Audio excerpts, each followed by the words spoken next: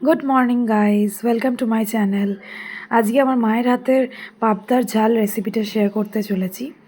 তো প্রথমে পাবদা মাছে নুন আর হলুদ দিয়ে আর হালকা একটু সর্ষের তেল দিয়ে ওটাকে মেখে রাখতে হবে।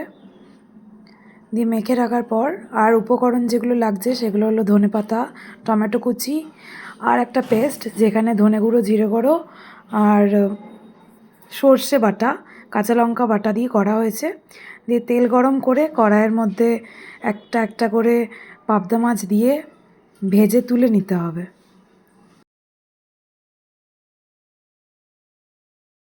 পাবদা মাছগুলো ভাজা হয়ে যাওয়ার পর সেই সর্ষের তেলে কালো জিরে আর আর কাঁচা লঙ্কার ফোড়ন দিতে হবে। তারপরে তার মধ্যেই টমেটো কুচিগুলো দিয়ে একটু নাড়াচাড়া করার পর একটু নুন দিতে হবে যাতে টমেটোগুলো তাড়াতাড়ি গলে যায়।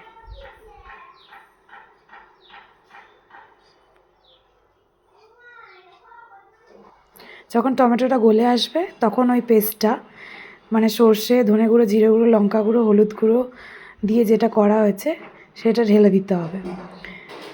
ঢেলে দেওয়ার পর কষাতে হবে ভালো করে যতক্ষণ না তেল ছাড়ছে।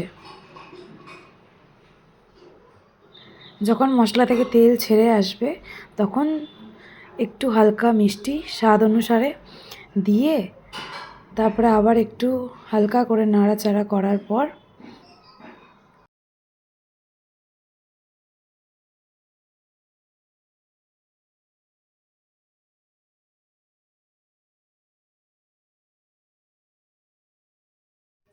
এবার যখন তেল ছেড়ে আসবে তখন আমরা এর মধ্যে জল যোগ করব।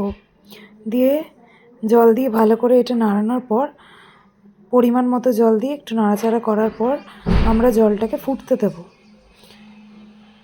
একটু ফুটে গেলে তারপরে আমরা মাছটা দেব।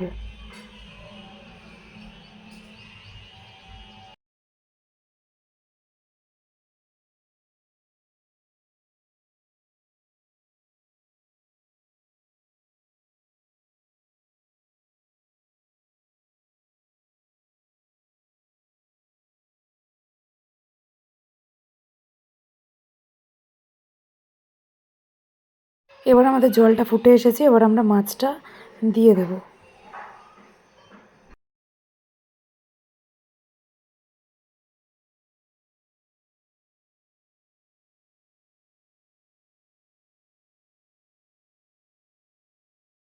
মাছটা দেওয়ার পর একটু ফুটবে, ফুটে মানে একটু মাখো মাখো হবে, ততক্ষণ আমরা ওয়েট করব।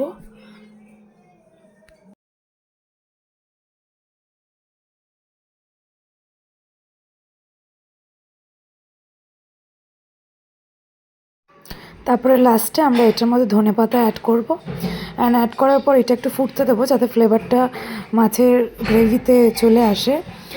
অ্যান্ড দেন আমাদের রেসিপি কমপ্লিট হয়ে গেছে, রেডি টু সার্ভ। আপনাদের যদি এই রেসিপিটা ভালো লাগে তাহলে আমার চ্যানেলটিকে সাবস্ক্রাইব অ্যান্ড লাইক করবেন। Thank you.